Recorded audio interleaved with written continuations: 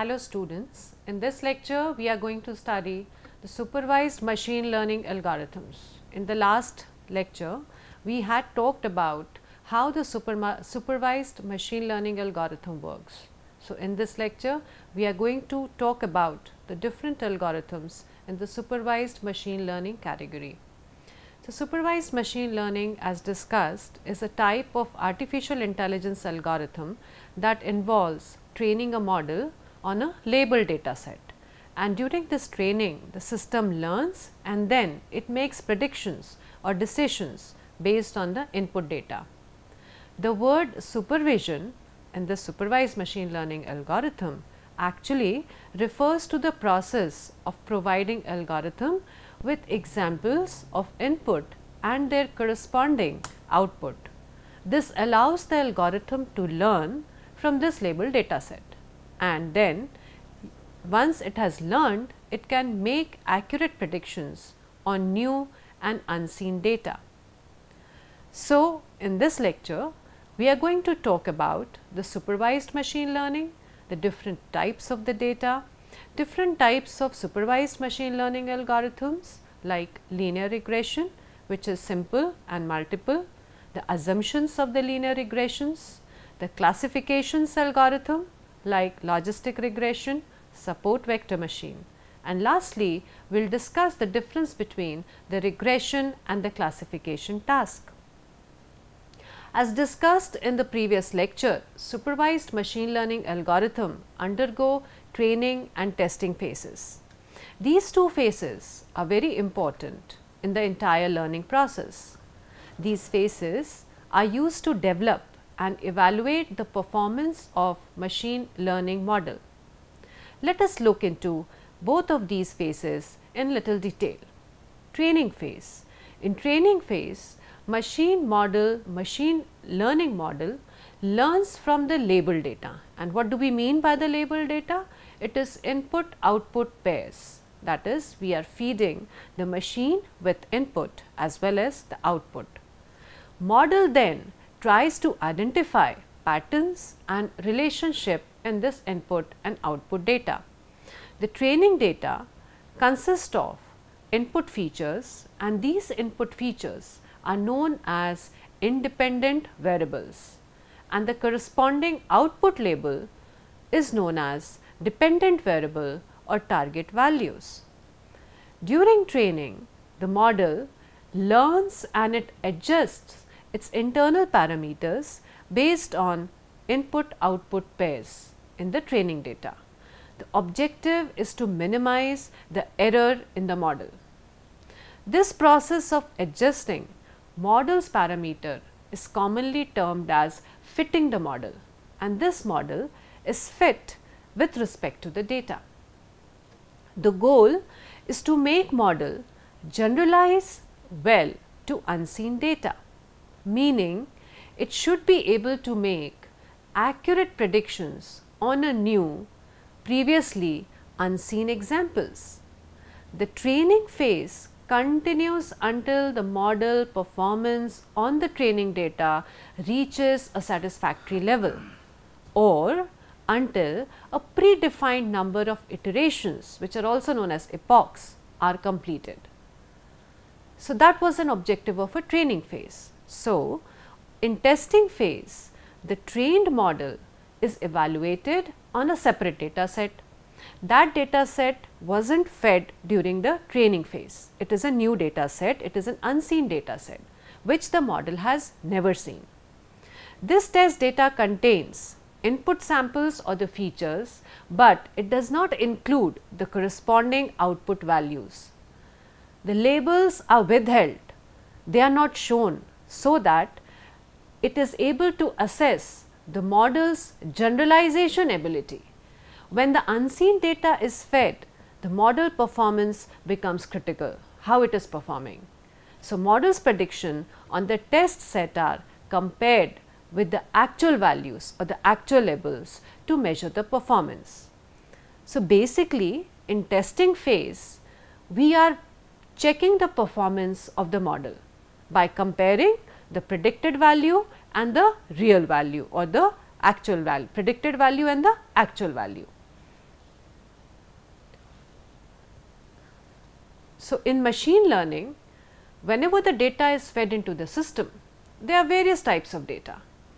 So, what are the different types which are fed to the machine learning algorithm? Let us have a look into it.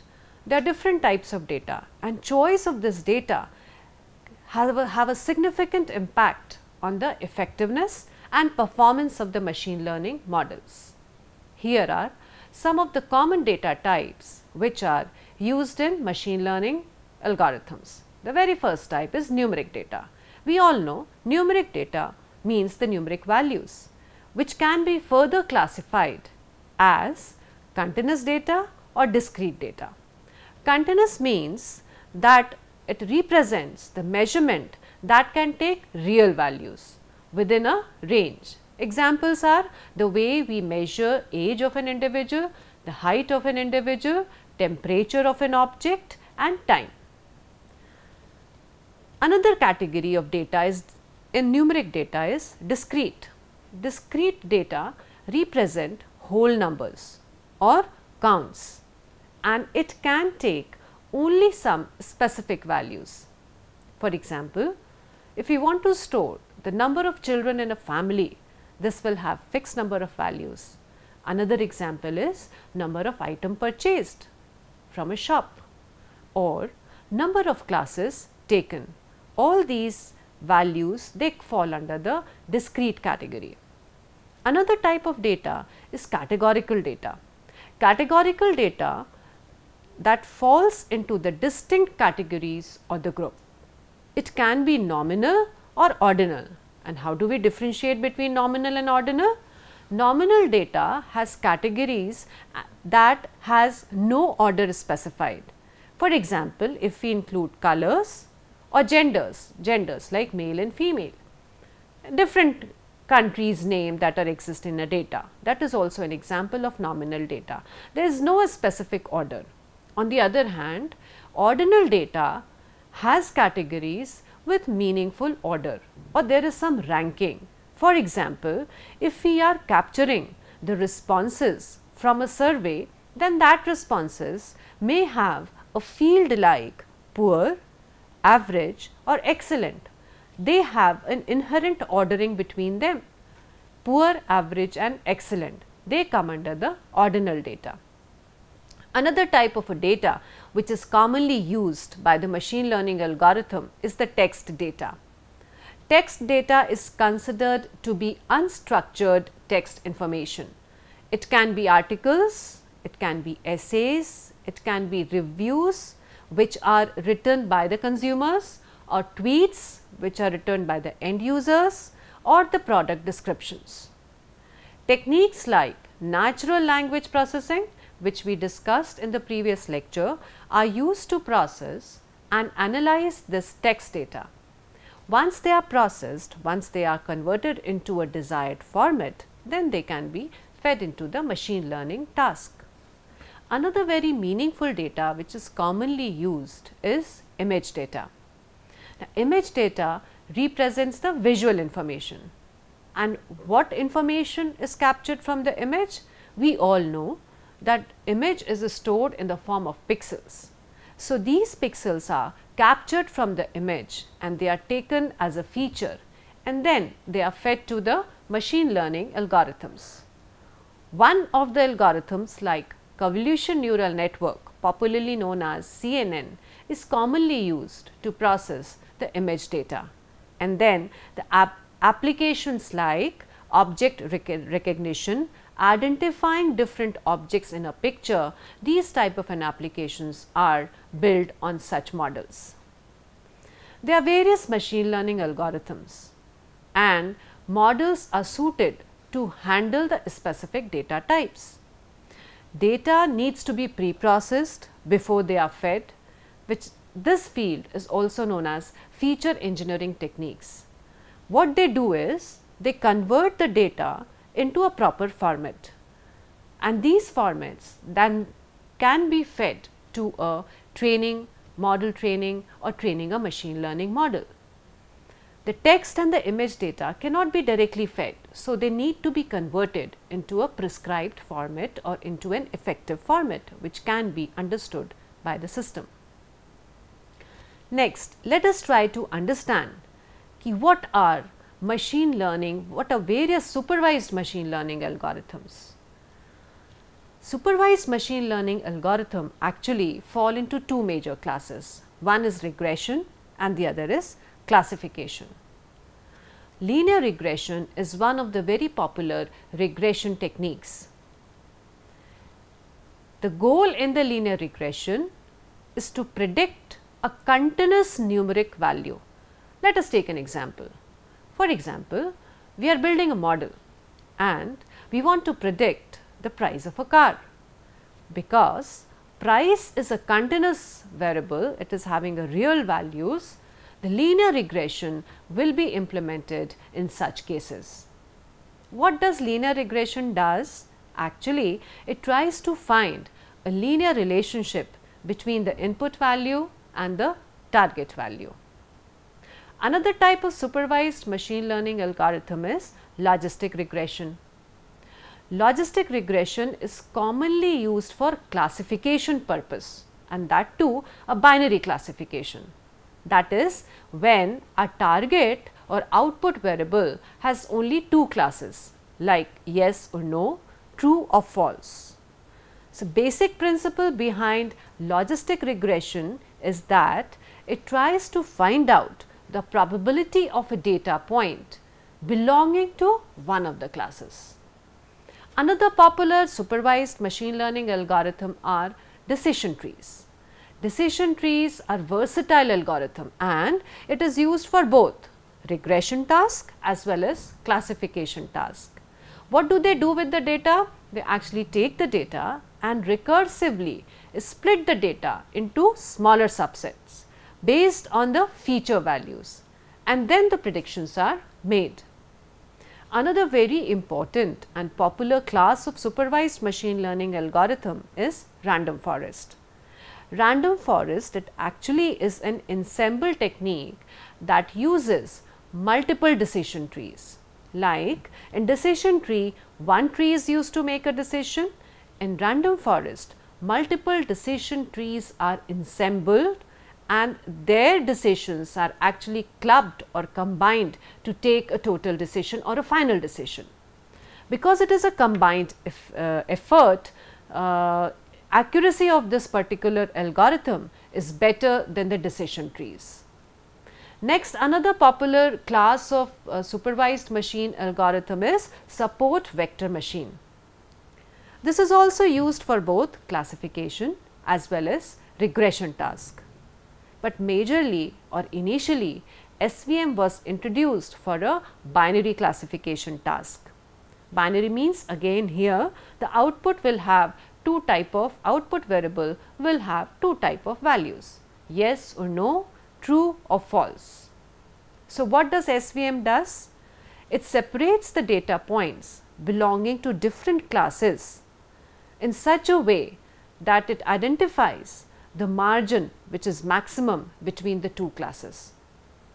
We will see this algorithm in detail. Another popular algorithm is KNN, known as K nearest neighbor.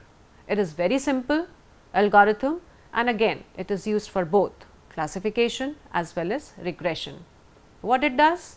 It takes the data and based on this data, it classifies the points into one of the classes by identifying the nearest neighbor. For example, a point P is having 5 different neighbors. So, what are the class of its neighbors? The majority class takes the class of the point P. Another very simple and very basic supervised machine learning algorithm which is being used to solve many fundamental problems is naive Bayes. As the name suggests, the naive Bayes is a probabilistic algorithm and it is used only for classification. But it has certain assumption, it assumes that features or inputs are conditionally independent given the class label, and it uses the popular Bayes theorem to make the predictions. Then came the very popular and still used in many of an applications, the neural network theory. The neural network basically simulates our brain, a human brain, and it is a class of algorithm which is inspired by the structure and function of the human brain. They are used for various tasks including image recognition, natural language processing, speech recognition, and so on. These are some examples of supervised machine learning algorithm. Each algorithm has its own strength and weaknesses, and they are suitable in different scenarios. The choice of the algorithm, like which algorithm should be applied to a particular application, depends on the nature of the problem that we are solving, the type of the data we have, and the desired level of accuracy which is expected. So, let us take 3 algorithms a little bit in detail. One of them is linear regression, logistic regression, support vector machine. So, what is regression? Regression aims to, as discussed, regression aims to predict the continuous numeric value, and obviously it is based on the inputs which are given to the system. In case of linear regression, the algorithm tries to fit a linear relationship between the input variable and the output variable. The input variables are independent variables, whereas output is said to be a dependent variable. What it does? It tries to find the best fitting line which passes through these data points. In the case of a simple linear regression, it has only one independent and one dependent variable, whereas in case of multiple linear regression techniques, they have more than one independent variable. For example, simple linear regression example can be taken as that of predicting a price of a house. So, what we are predicting? The price of a house, and what is given as an input? Area.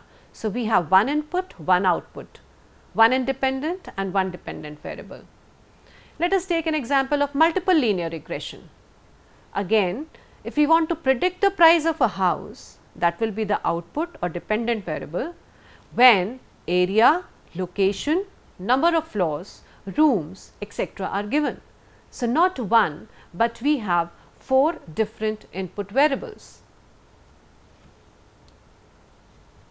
The basic concept of linear regression is actually to find a straight line in a multidimensional space that best describes the relationship between the input feature and the target variable. As can be seen in the figure or as shown in the figure, while predicting the price of a house, sample data points are projected into 2D space, and then regression model fits a straight line that best represents the data points. The equation of a simple linear regression is expressed as y is equal to b0 plus b1 into x plus e, where y is the predicted output, x is the input feature, b1 is the slope of the line representing the relationship between x and y, and b0 is the intercept. E indicated here is the error term. The goal of linear regression algorithm is to find the values of b0 and b1 in such a way that it minimizes the difference between the predicted value and the actual target value in the training data set. And this is typically done by finding the values of b0 and b1. If we have calculated, or if by some means if we can find the values of b0 and b1 in such a way that it minimizes the chosen error function, then the linear regression will yield a very good result. So, the error term in this linear regression is the difference between the predicted and the actual value of the output.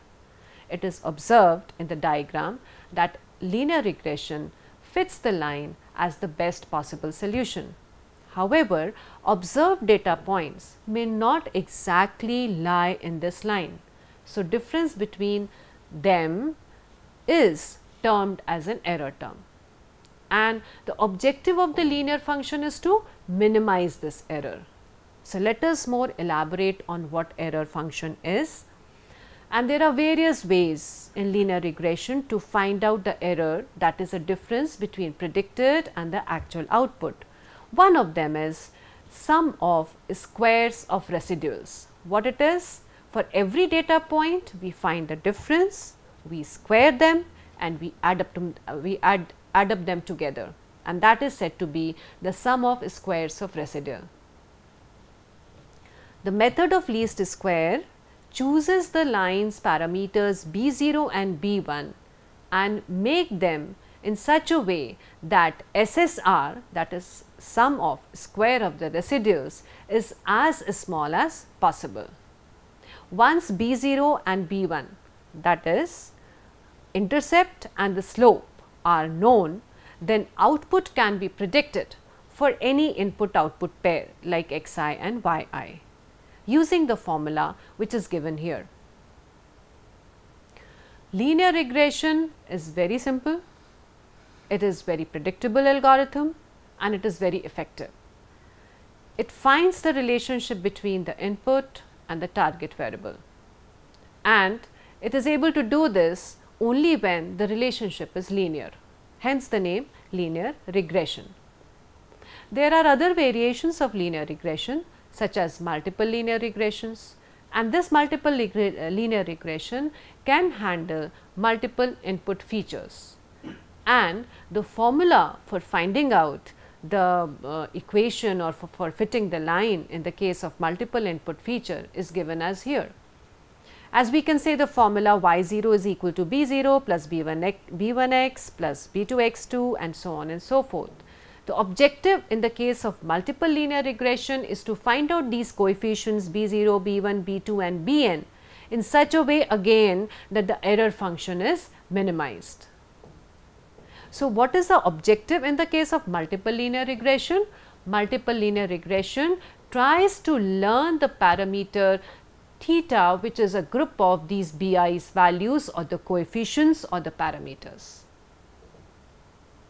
And the objective of multiple linear regression is to minimize the error between these predicted and the actual value, and this error function is depicted as j theta, and objective is to minimize this j theta. A very popular algorithm known as a gradient descent search algorithm tries to minimize this cost function or the error function by starting with some initial guess of theta, and during the iteration or during the epochs this theta is repeatedly updated or modified. Process is continued till that error function j theta converges to a very small minimum value. Linear regression, as we have discussed in the previous slide, is based on some of the assumptions, and they are very important, and that is why sometimes this supervised machine learning algorithm which are using linear regression are said to be parametric models. What are these assumptions? Let us take these assumptions one by one. The very first assumption says that there must be, this algorithm will work only when there is a linear and adaptive relationship between the input and the output variable. Second, there should not be any correlation between the error terms, and this phenomena, absence of this phenomena is known as autocorrelation. Another important assumption made by linear regression is that independent variables, that is the input variables, should not be correlated. Absence of this phenomena is known as multicollinearity. The error terms, another important assumption is the error terms must have a constant variance. That means the variation in the error should be constant, and this phenomena is technically known as homoscedasticity. The presence of non-constant, that means if the variation in the error is not constant, then it is referred to as heteroscedasticity. The last assumption is the error terms must be normally distributed. Linear regression is widely used in various fields including economics, finance, social sciences, engineering, and various other tasks for predicting the house prices, stock market trends, sales forecasting and more. It serves as a building block for more complex machine learning models and the techniques.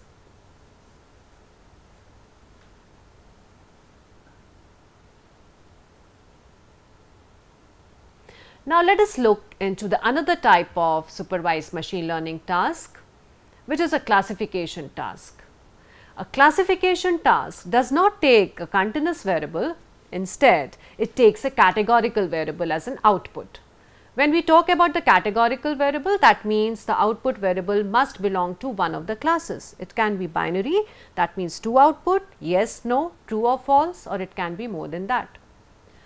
So, another supervised machine learning task is a classification task, which is a process of finding a function which helps in dividing the input data set into different groups or different classes. In classification, a program or a computer is trained on the training data set. Based on this training, it categorizes the data into different classes.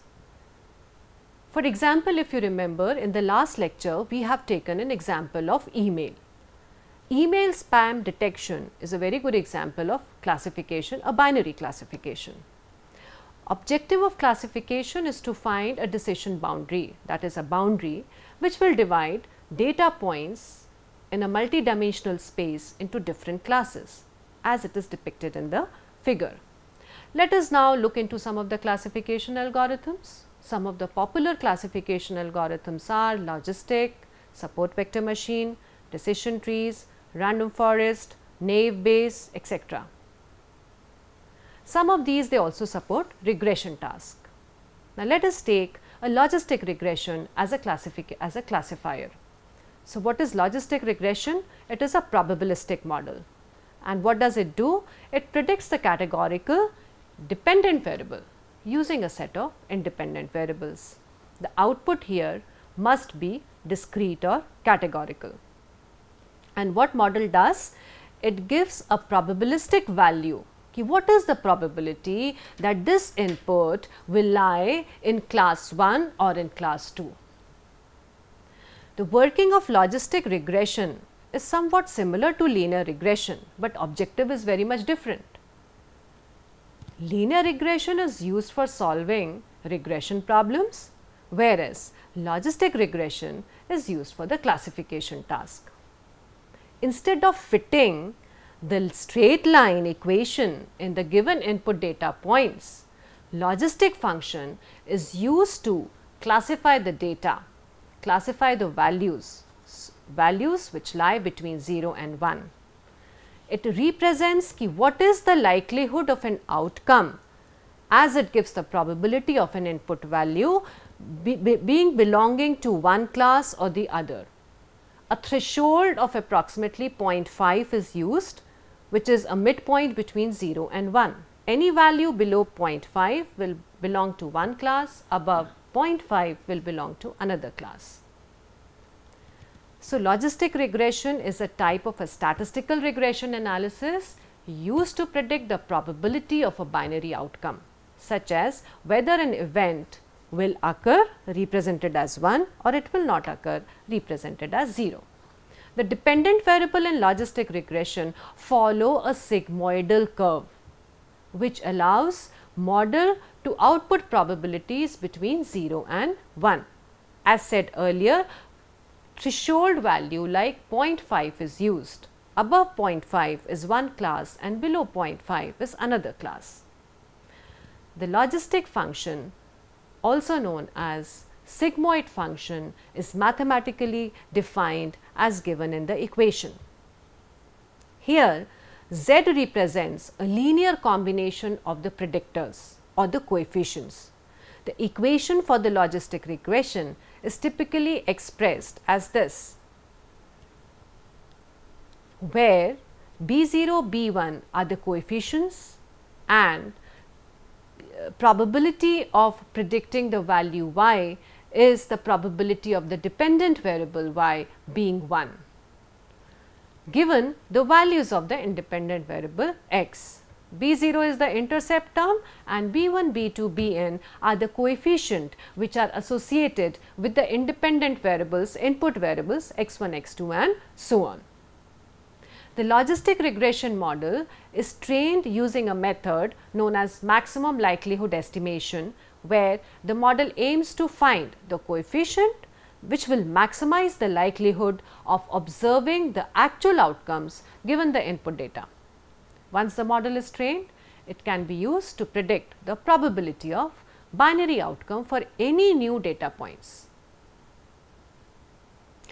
As said earlier, the common threshold of 0.5 can be used to perform this task. So, as we see, logistic regression is a powerful and interpretable method for binary classification task, but it can be extended to handle multi-class classification task. Based on logistic regression, it is further classified depending upon the type of an output variable. For example, if the output variable has only two possible values, then the logistic regression is binomial in nature. Example: true, false, yes or no. If the logistic regression, the dependent variable has 3 or more possible values, then it is multinomial logistic regression. And if the output variable has, or the dependent variable has an ordered values like small, medium or large, then that logistic regression is termed as ordinal logistic regression. So, logistic regressions is categorized based on the output values. Another class of supervised machine learning algorithm is support vector machine. It is popularly used, and the basic idea behind this is to find an optimal plane or a line which divides the data point into two classes. The margin is defined as a distance between the hyperplane and the nearest data points. These nearest data points are said to be support vectors, and hence this algorithm is given the name support vector machine. The training data set with labeled examples in the SVM algorithm aim to solve a problem of finding a maximum margin.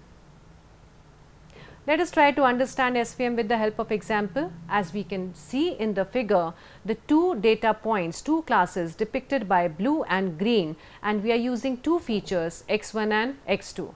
As we can see in the diagram, the maximum margins between the support vector is calculated, which will classify the data points into two classes. SVM can further be classified as linear or non-linear. Sometimes the data points can be separated in a linear fashion, but all the time or most of the time the relation between the data is non-linear. So, how to solve them?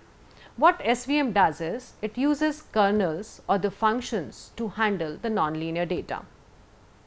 Data is projected into the high dimensional space, additional dimension is used, data is projected into that high dimension space, and in the high dimension space the data becomes linearly separable, it is separated and then it is converted back to its original dimension. So, additional dimension like z, if we are working in two dimensional space, so additional dimension like z is used for this projection. As we can see in the diagram, data points which are depicted are projected into a high dimension space, then they are linearly separated and then they are converted back. A very popular non-linear kernels which are used by SVM are radial bias functions, the sigmoid kernels and so on. SVM works very well with a large number of data, it is very robust and it gives very good results on practical applications, but only drawback with the SVM is the execution time of SVM is quite high. So, challenge lies in tuning the parameters or kernels of SVM in such a way that we can get an optimum margin between the data points. It is a very popular and effective algorithm, and it is applied in various applications and classification tasks. So, major difference between the regression and the classification is regression predicts a continuous value, whereas classification predicts a discrete value. For example, if we are predicting a price of a car, we will apply the regression models. But if we are trying to find out the patient is whether suffering from a lung cancer or not, we will apply a classification model. So, depending upon the type of a problem, the classification or regression algorithms can be applied on the domain. The main advantage of supervised learning is that it can make accurate predictions on new unseen data when trained on a diverse and representative data set. However, very major or very drawback of the supervised machine learning algorithm is to obtain the label data, which is very expensive and time consuming to obtain, especially for certain domains. Additionally, the model's performance heavily relies on quality and quantity of the label data used for training.